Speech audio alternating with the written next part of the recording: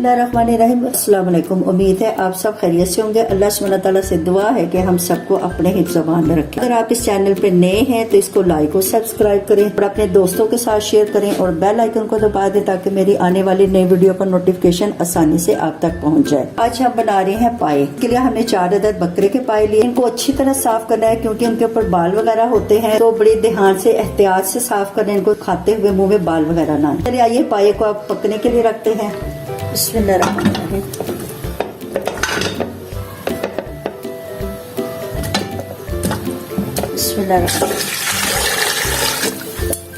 इसमें हमने ज्यादा पानी शामिल करना है क्योंकि जो पाए हैं वो तकरीबन 4 से 5 घंटे में गलते हैं।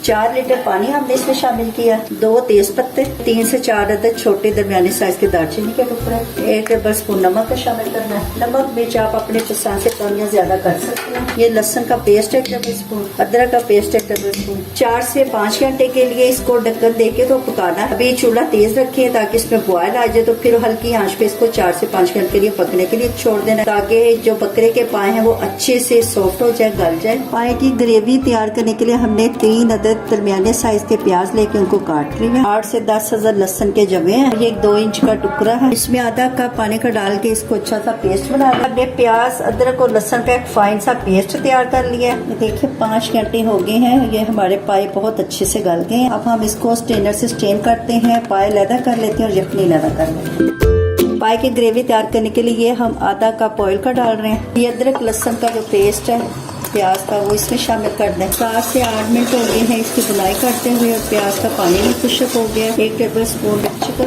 1 टीस्पून हल्दी, सूखा धनिया 1 टेबल स्पून, थोड़ा सा पानी का छिड़का लगा दें ताकि हमारा मसाला चले ना। 1 टेबल स्पून नमक का हमने पाए में शामिल किया था जब इसका हमने बॉयल किया था। अगर जरूरत हुई तो हम और नमक शामिल करेंगे। मसाला भूनते हुए थोड़ा सा पानी का छिड़का लगा दें ताकि हमारा मसाला नीचे से जले ना। पिसा हुआ सफेद जीरा 1 टीस्पून भर। पाए हमारे रेडी हो गए हैं। 1/2 टीस्पून पिसा हुआ गरम मसाला शामिल करना है और चूल्हा बंद करना है।